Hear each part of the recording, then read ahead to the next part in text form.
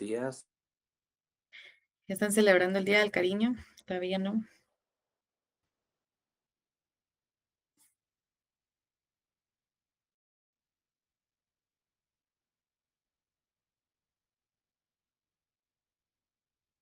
Muy bien, vamos a dar inicio entonces. Deseo que tengan un bonito día, que la pasen bien con sus familias, sus seres queridos.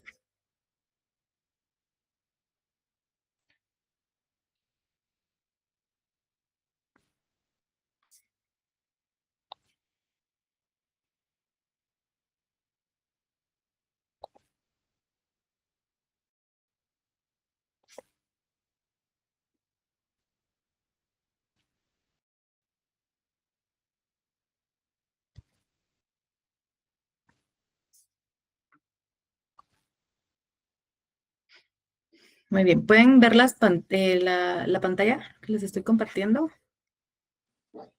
Sí, se ve, licenciada. Muy bien.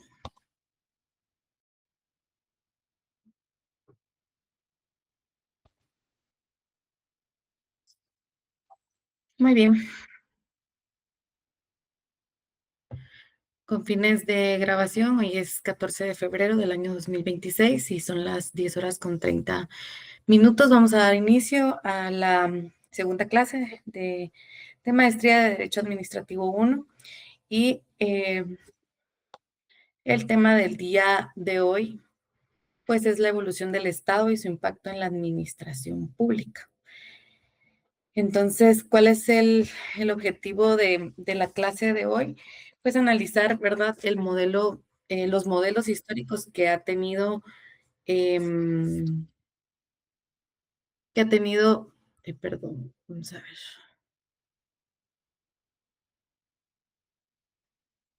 Creo que alguien está intentando entrar.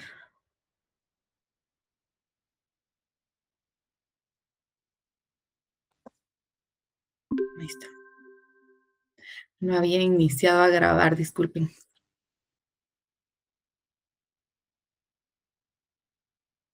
Muy bien.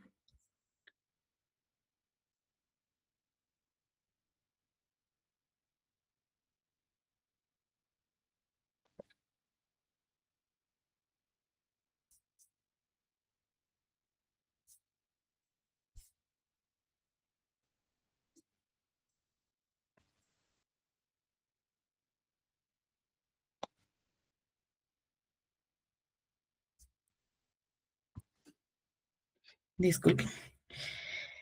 Muy bien, como les decía, pues el propósito de esta clase es analizar los modelos históricos, ¿verdad? La fragmentación que ha tenido el Estado dentro de la historia, de cómo ha venido evolucionando el derecho administrativo.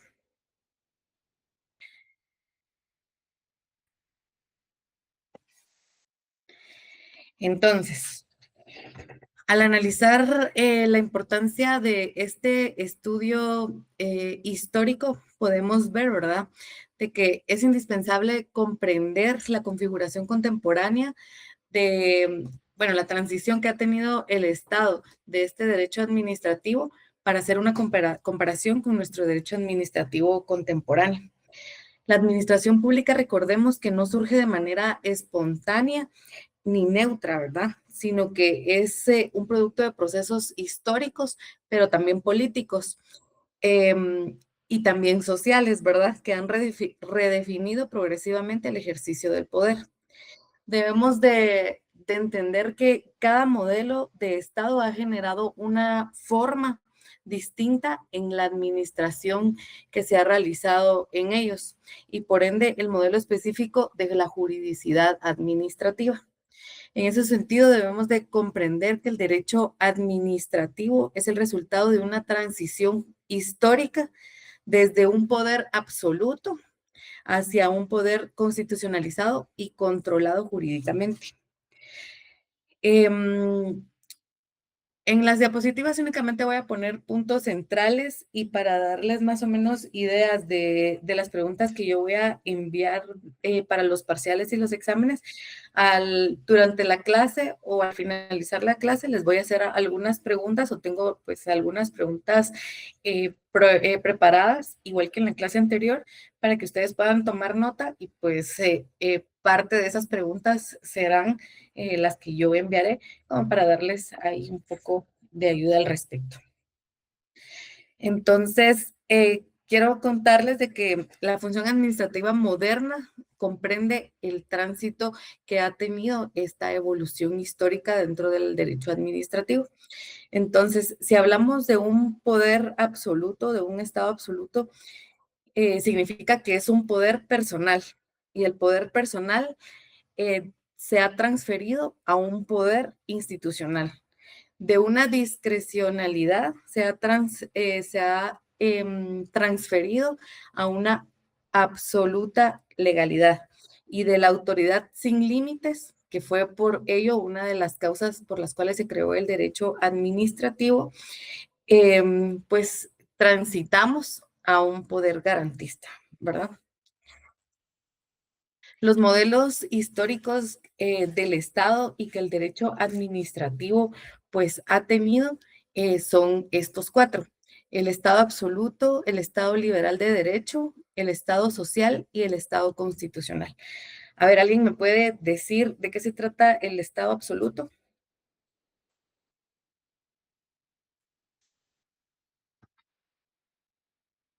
¿Qué piensan ustedes? A ver, voy a regresar ahí.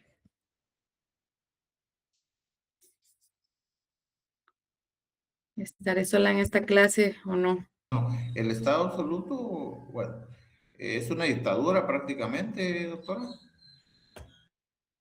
Bueno, estamos hablando de la historia, ¿verdad? Porque, por ejemplo, si nos ponemos en este momento, por ejemplo, a comparar nuestro Estado de Derecho en sí y el Estado de Derecho, por ejemplo, de Venezuela, ¿verdad? De Cuba, que ahorita Venezuela está súper de moda. Entonces, ahí sí podríamos hablar de una dictadura como tal. Pero ahorita estamos hablando históricamente del proceso que se ha tenido en la evolución del derecho administrativo. Entonces, ¿a ustedes qué se les ocurre como un estado absoluto?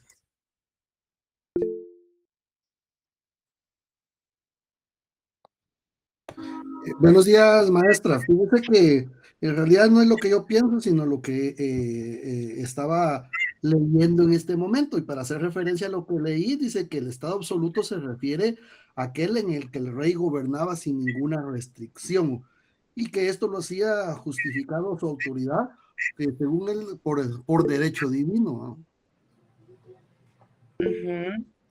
Bueno, pues el estado absoluto surge en principio en Europa moderna, ¿verdad?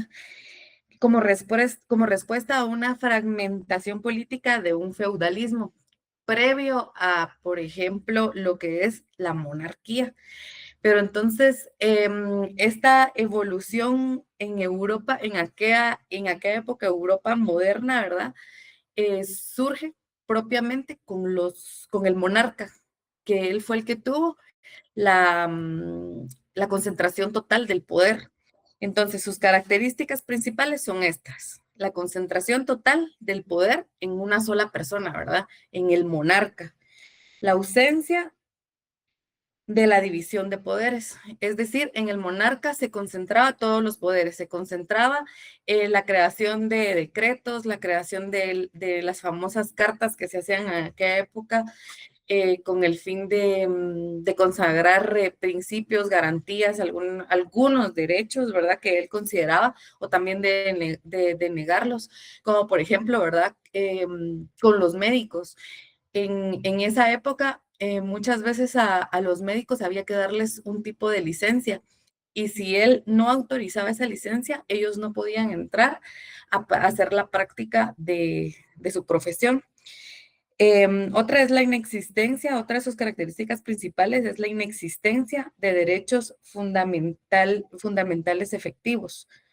Otra es la confusión entre patrimonio estatal y el patrimonio real. ¿Por qué? Porque era tan absoluto el poder que se tenía y la concentración total del poder que ya no se sabía si era el poder, era el patrimonio del Estado o era el patrimonio de la monarquía, ¿verdad? Y otra es la administración patrimonialista. Entonces, estas son las principales características que encontramos dentro de un Estado absoluto y en las cuales pues dio inicio nuestro derecho administrativo y por el cual surge todo el cambio que se ha ido haciendo en el transcurso de los tiempos para llegar al tiempo contemporáneo en el que nos encontramos. El siguiente es el Estado liberal. A ver, aquí están algunas de las características que podemos encontrar. ¿Ustedes qué me podrían decir de un Estado liberal? A ver, ayúdenme ahí.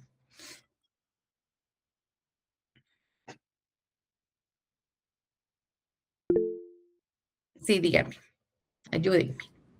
Maestra, buenos días. Buenos días. Pues recordemos de que venimos de una evolución en donde teníamos un Estado absoluto en el cual la monarquía hacía y deshacía con los derechos de toda la población. Entonces, aquí en la siguiente etapa, pienso yo que en el Estado liberal es la siguiente etapa en la cual ya toda la población llega a un consenso y en la cual permite restituir o crear los estados o los derechos en los cuales se sentía vulnerada, como por ejemplo, ya hablamos de la división de poderes para no cederle tanta autoridad a una persona o un personaje, que impere la ley, porque, bueno, de que se debe de establecer una ley en la cual beneficie a todos o que se les trate por igual. Entonces, esa es parte de la evolución o como yo considero de que es el concepto del Estado liberal. Gracias. ¿Alguien más me puede decir del Estado liberal? ¿O qué diferencias o qué características se encuentran similares o diferentes al Estado absoluto? Considero que el Estado liberal es el que actualmente estamos. Y la diferencia entre la monarquía y el Estado liberal es la ley. En el Estado absoluto, el monarca era el que decidía y a su real entendimiento, fuera malo o no la decisión que él tomara, era lo que el rey decía. Actualmente ya hay una ley que es la que se debe de respetar. Entonces, cualquier persona puede decir lo contrario, pero si la ley dice sí o no, eso es lo que impera en el Estado liberal. Bueno, si la ley dice sí o no, entonces, ¿qué consecuencia jurídica en el Estado absoluto se estaría o se estuvo violando, vulnerando? ¿Cuál piensan ustedes que fue esa consecuencia? ¿Será que Considero, existía, perdón, siga, perdón. sí, considero que lo primero que se estaba vulnerando en ese momento eran los derechos de las personas individuales, los derechos humanos. Porque si nosotros vemos un poco atrás en la historia, parte de la monarquía estaba la Inquisición, o sea, fue parte de los ciclos de ese momento. Entonces, muchas veces los ciudadanos, el querer hacer algo era la pena de muerte. Entonces, parte de lo vulnerado es los derechos. Sí, definitivamente, ¿verdad? Si hablamos de historia de derechos humanos, podríamos entrar a hablar también sobre esa época en Europa en donde se vulneraron. Sin embargo, en este momento hablamos propiamente de una evolución en el proceso administrativo. Y justo usted decía que si se habían o no, si se cumplía o no la ley. Entonces, la consecuencia jurídica que se estaba vulnerando en el Estado absoluto era que no existía en principio un principio, valga la redundancia, disculpen, el principio de legalidad. No había un control judicial del poder, ¿verdad? Por lo mismo que ustedes dicen, que por la monarquía, ¿verdad? Que el monarca era el único en el donde estaba de forma absoluta no existía una división de poderes, ¿verdad? Y las decisiones eran absolutamente discrecionales, ¿verdad? Únicamente él sabía el por qué y el para qué, y eso no se discutía. Sin embargo, el Estado liberal tampoco es el Estado en el que nos encontramos ahorita, sino es la siguiente transición, como yo les decía, aquí en los modelos históricos del Estado. Vamos primero por un Estado absoluto, ahorita vamos a ver un Estado liberal de derecho, y en este momento tendríamos que estar en un Estado constitucional, que a la fecha, como ustedes saben, en las recientes controversias en las que nos encontramos, pues aún a la fecha aún se lucha por un verdadero Estado constitucional, ¿verdad? Entonces, vamos a continuar porque si no me va a pasar lo mismo de la semana pasada que me quedé con el contenido y estamos avanzando todavía en él. Entonces, en el Estado liberal ya podemos ver estas 4 características, ¿verdad? Iniciamos con una división de poderes, a reconocer el imperio de la ley, a reconocer derechos individuales, ¿verdad? Y el principio de legalidad tan importante, ¿verdad? Esto surge como una reacción, como somos los seres humanos, ¿verdad? Que muchas cosas, pues, las hacemos ya por reacción a las experiencias o malas experiencias o buenas que hemos tenido.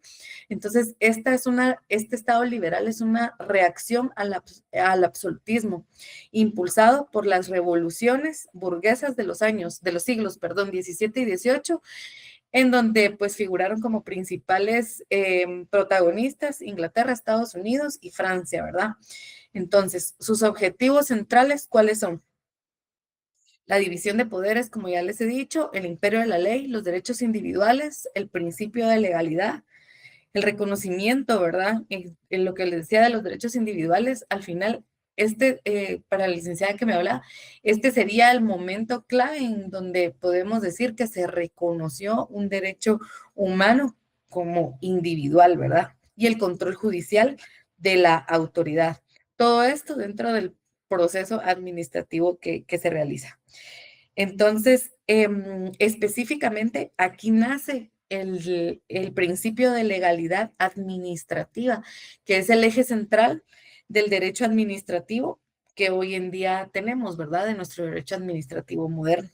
La administración dentro del Estado liberal deja de actuar por voluntad propia y pasa a actuar conforme a derecho, ¿verdad? Conforme a la ley. La legalidad se convierte en una técnica de ejecución del poder, lo que hablábamos la semana pasada, ¿verdad? Este sería el primer instrumento que se tuvo para llegar a un derecho constitucional concretizado, ¿verdad? A empezar a ejecutar el derecho administrativo. Luego tenemos también dentro del Estado liberal algunas limitaciones de sus funciones también, como por ejemplo, ¿verdad? Que no era prestacional todavía, era centrado en un orden público y de seguridad, y se habla en un estado de policía aún, ¿verdad? Entonces había todavía ciertas limitantes dentro de este Estado liberal que querían controlar aún algunas cuestiones dentro del mismo. Ahora vamos a entrar a uno de las siguientes etapas, y sería el Estado social. Entonces, ustedes ahorita viendo algunas de las características aquí en pantalla, ¿cuál creen? Si escuchamos social, nos podemos ir un poquito, cuando yo estaba viendo esto, pensaba un poco en la izquierda, ¿verdad? Entonces, ¿qué creen ustedes que sería un Estado social, o a qué etapa de la evolución pudimos haber entrado en esta etapa social del derecho administrativo? A ver, alguien que me ayude ahí, viendo ahí las características que se tienen en pantalla.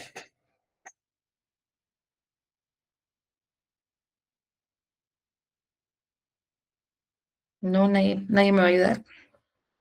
Maestra, dice que atendiendo al nombre como Estado social, es donde prevalecen o se da un mayor enfoque a los derechos sociales, por lo que se centra en garantizar los derechos como la vivienda, la seguridad social, la salud, la educación, el trabajo y todo aquello que tenga que ver para el beneficio social. Y, por ejemplo, si en la etapa anterior, que sería el Estado liberal, surgió de una reacción negativa que se tuvo por el Estado absolutista, por el Estado absoluto, ¿ustedes por qué creen que surgió este Estado liberal? ¿Se recuerdan que les decía que este Estado, este Estado social, Pero se recuerdan que una de las características del Estado liberal y de las consecuencias del mismo, ahorita permítanme, era que no fue prestacional y fue meramente de policía. En la doctrina se le llama gendarme de policía. Entonces, sí, digan, a ver, alguien que me quiera hablar ahí. Yo tal vez creo que por el mismo hecho de hablar de poder, del Estado liberal, del Estado que era, de pasar del Estado, ay, se me olvidó lo anterior, a pasar el Estado liberal, creo que lo que surgió fue la opresión, surge de la opresión, ¿verdad? Absoluto. Perdón, sí, Estado absoluto del Estado liberal surge de la opresión y del abuso de poder. Creo que en un momento determinado la misma población se organiza para poder pasar a un Estado que favorezca más a la población, creería yo. A ver, el compañero que estaba diciendo ahí absoluto, que me pueda decir cuál sería la reacción. Bueno, yo soy médico. Yo lo que puedo decirle es que esto es una evolución del Estado. Sabemos muy bien que hay un contrapeso. El contrapeso para el Estado es la Constitución de la República de cada país. Cuando hay un Estado absoluto que es todo, digamos, dictatorial, y pasa a un Estado liberal, pues obviamente es porque hay ciertas libertades ya de las personas. Y cuando entramos a un Estado social, podríamos estar hablando probablemente de los gobiernos escandinavos en que están orientados mucho a la orientación social, pero sin que pierdan libertades las personas, ¿verdad? Así lo considero. Bueno, esta es parte de nuestra evolución, ¿verdad? El estado social que se tuvo después de un absoluto, de un liberal, en donde a pesar de haber sido llamado liberal, pues hubo una también retención de una prestación de servicios. Entonces, en el estado social viene y se genera desigualdades también económicas y sociales. Y lo que motivó esta aparición social fue esta aparición se motivó en el siglo XX a consecuencia del Estado liberal.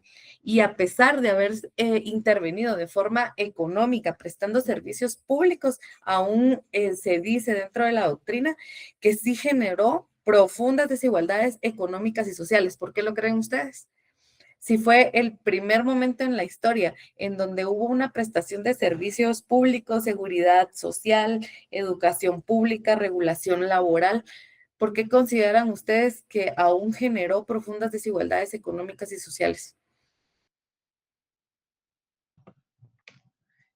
Considero que todo eso se dio a inicios del 1900, cuando surgen las huelgas laborales y, por ejemplo, en Estados Unidos se estaba tratando de abolir la esclavitud de las personas negras. Entonces, es cierto, había un estado social, sin embargo, todavía existen y existían en ese momento más marcadas las clases sociales. Por lo tanto, los beneficios no iban de la misma forma a todas las personas, ¿verdad? No era lo mismo. Que, por ejemplo, en la sociedad, bueno, la energía eléctrica iba para unos, pero había áreas donde no existía. Entonces, no es que todo iba de la misma forma para todas las personas. ¿Alguien más levantó la mano? Sí, maestra, gracias. Pues no solo en el tema de las clases sociales, en el tema de la esclavitud, recordemos también de que se categorizaba también a la mujer y al hombre de una forma diferente. El tema que mencionaba mi antecesora relacionado a la huelga que hubo de las personas que trabajaban en una maquila, parece, en Chicago, si no estoy mal, en la cual las mujeres no tenían el mismo salario que los varones. Igual, recordemos en la historia de Guatemala que a inicios de 1900 ni siquiera la mujer podía ejercer el voto. Entonces, ese tipo de desigualdades eran las que generaron la nueva etapa de, del gobierno social. Gracias. Sí, es parte también, ¿verdad?, de la evolución histórica de derechos humanos que se ha tenido, ¿verdad? Todo esto de las desigualdades de las mujeres y sí recuerdo, solo que no me recuerdo si fue en Chicago, me quedé pensando en eso, pero sí es parte, ¿verdad?, de la transición de los estados absoluto, liberal y social que hemos tenido en la intervención económica, social, cultural, ¿verdad? Entonces, una de las principales también características de este estado social fue que dejó de ser meramente policial. Entonces, ya no había tanta persecución, así como ustedes también lo indican con esos ejemplos que ustedes dan, y se convierte en un estado más prestador y más gestor de un bienestar. Produce una expansión cuantitativa de un aparato administrativo. Y es en este momento en donde, a pesar de crear desigualdades, surgen ministerios especializados, institutos autónomos en el siglo XX, empresas estatales. Entonces, este estado social es una transición de lo que se pudo tener, ¿verdad?, para iniciar con el proceso, como ustedes les decían, laboral, social, económico, y caemos entonces en lo que es un estado constitucional. ¿Qué me podrían decir ustedes ahora del estado constitucional?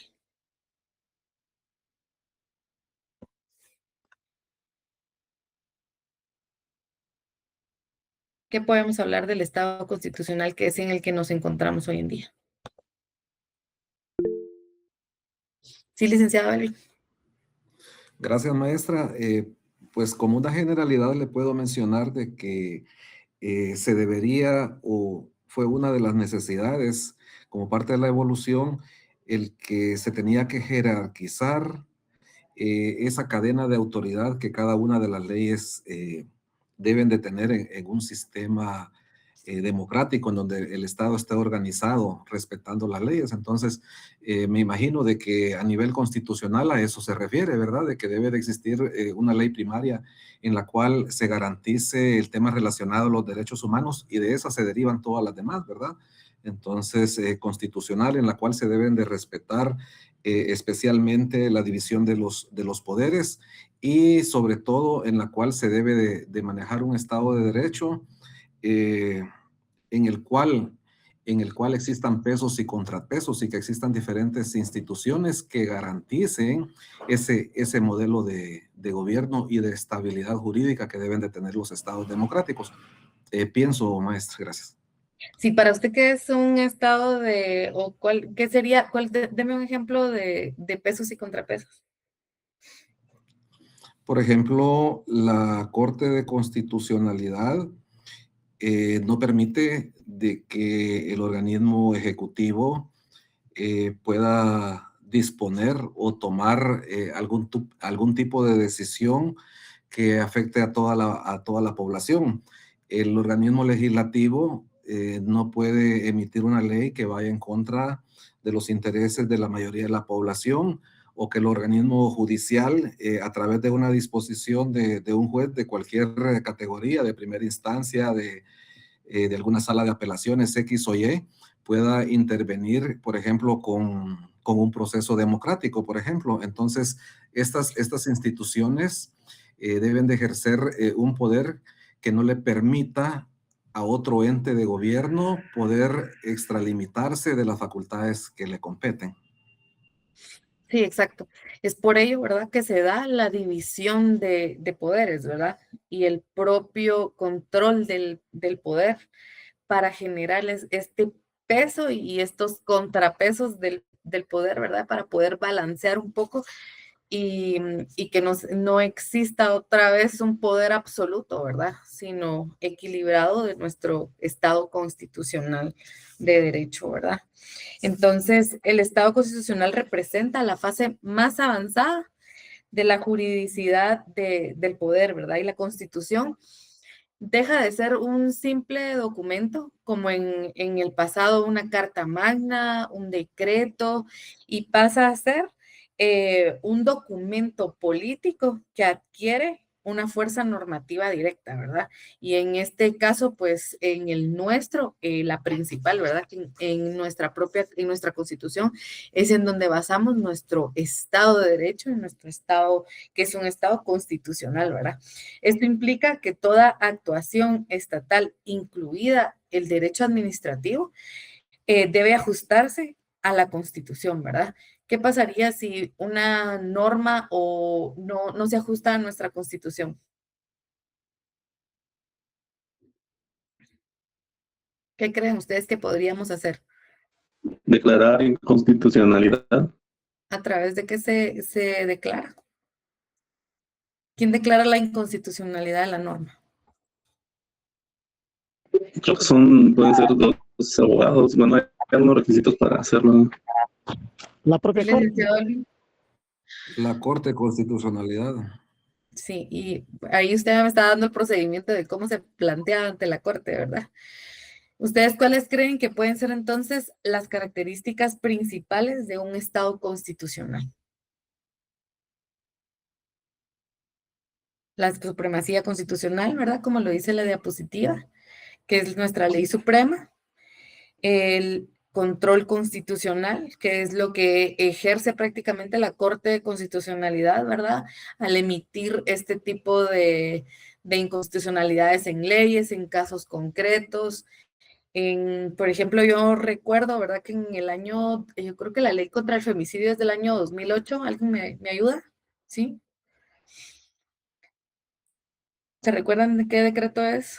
Yo no mucho me recuerdo ahorita, pero recuerdo que fue creada en el 2008 y todos los órganos jurisdiccionales, bueno, no todos, ¿verdad? Los 3 juzgados de instancia penal de delitos de femicidio y otras formas de violencia contra la mujer en aquel entonces, ¿verdad?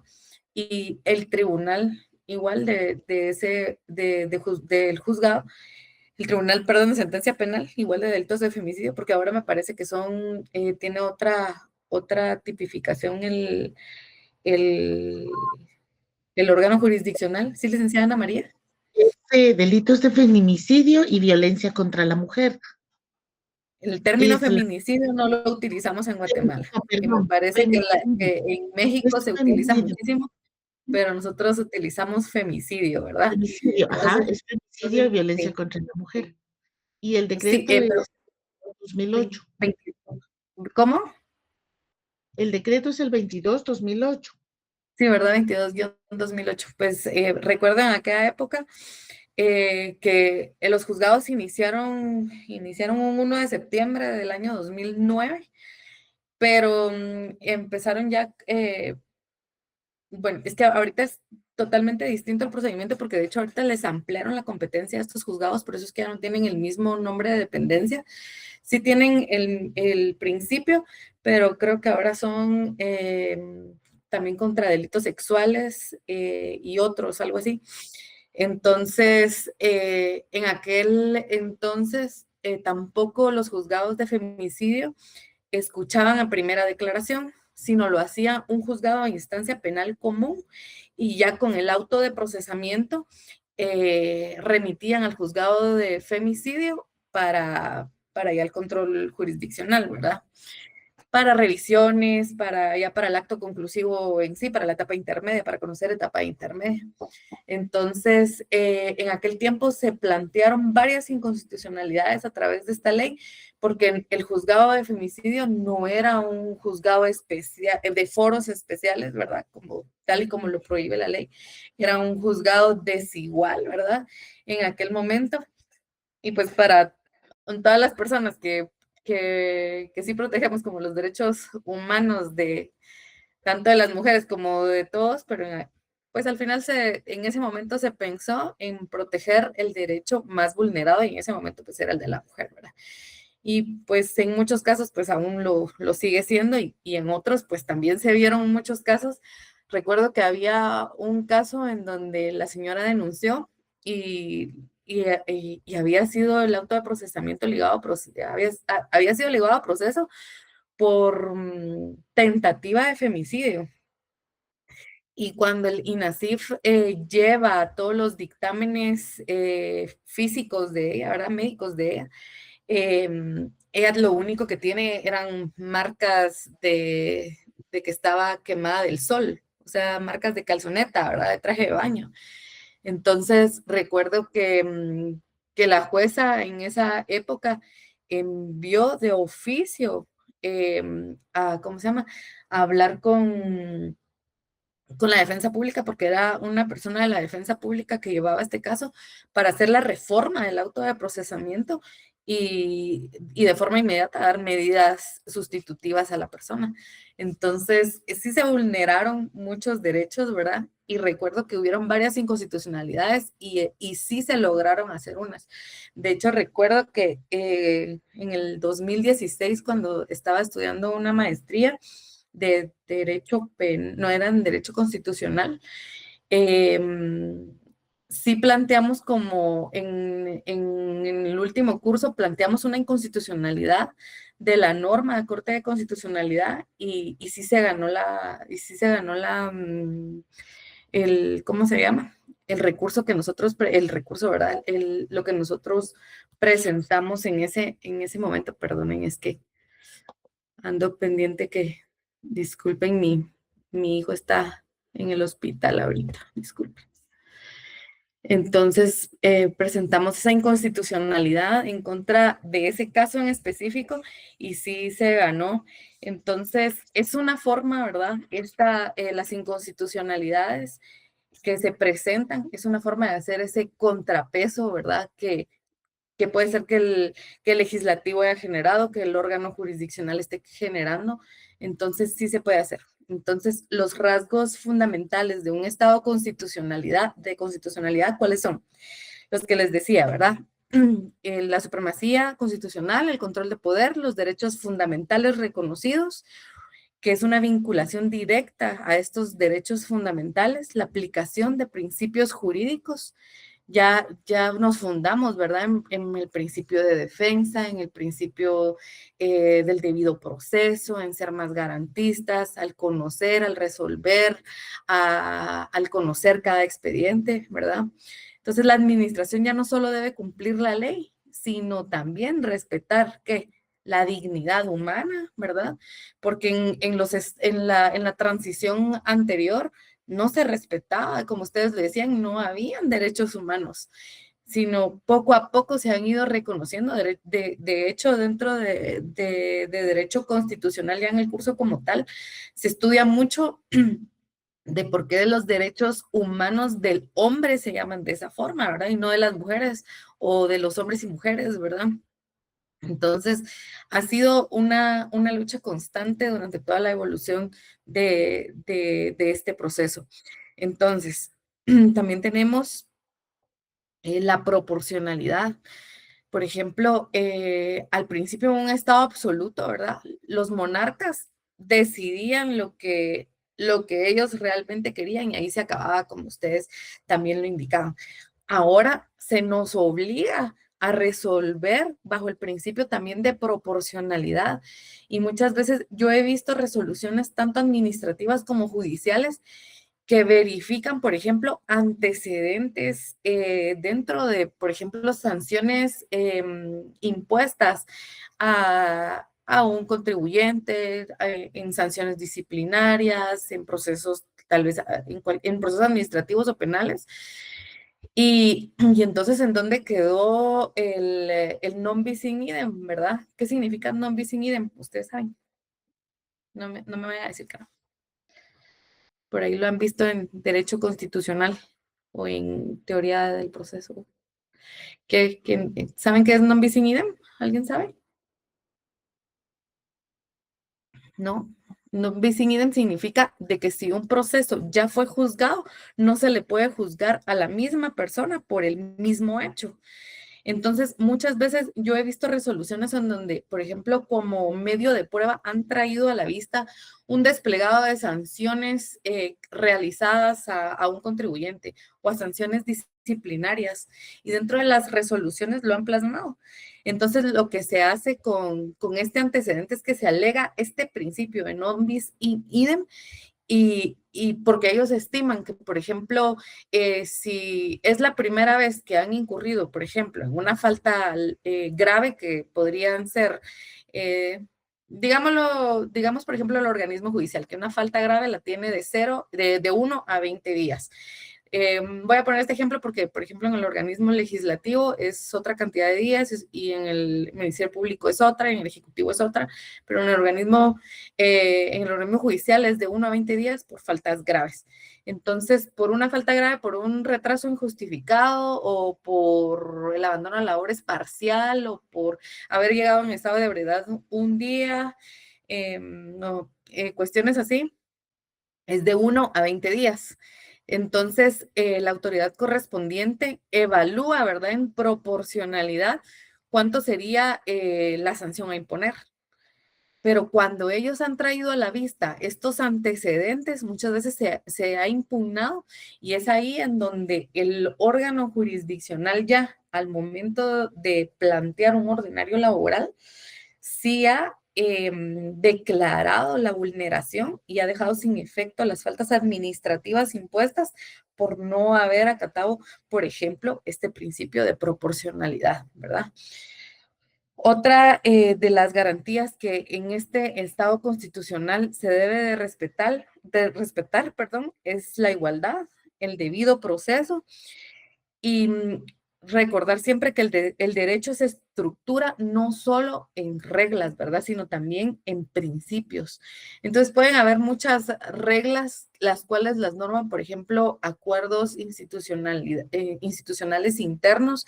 Sin embargo, los principios de un debido proceso, los principios del Estado, estos deben de respetarse y de garantizarse en cualquiera que sean los pues el ámbito donde estamos litigando o trabajando, ¿verdad?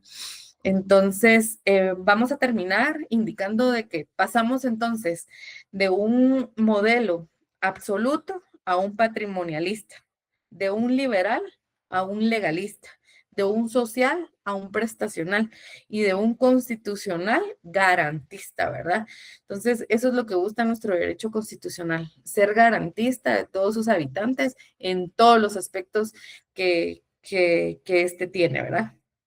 Entonces, les voy a dar algunas preguntas que tengo aquí en los 2 minutos que me quedan, y es, ¿por qué se afirma que no existía un derecho administrativo en el Estado absoluto? A ver, podemos discutirla de una vez.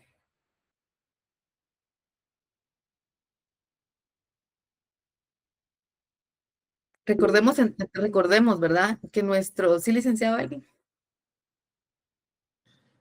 Pues yo respondería esa pregunta de la siguiente manera, maestra, con todo respeto. Que en el Estado absoluto, la práctica del Estado administrativo era subordinada, mientras cuando evoluciona este Estado y ya pasamos al Estado liberal, podemos hablar de que estamos hablando de un equilibrio entre la autoridad estatal y los derechos de los ciudadanos, y así consecuentemente ha ido evolucionando el derecho.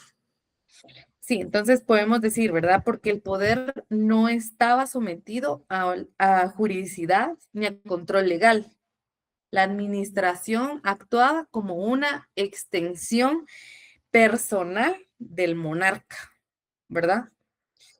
La segunda sería el aporte fundamental del Estado liberal de derecho administrativo. ¿Cuál es? ¿Cuál es el aporte fundamental del Estado liberal?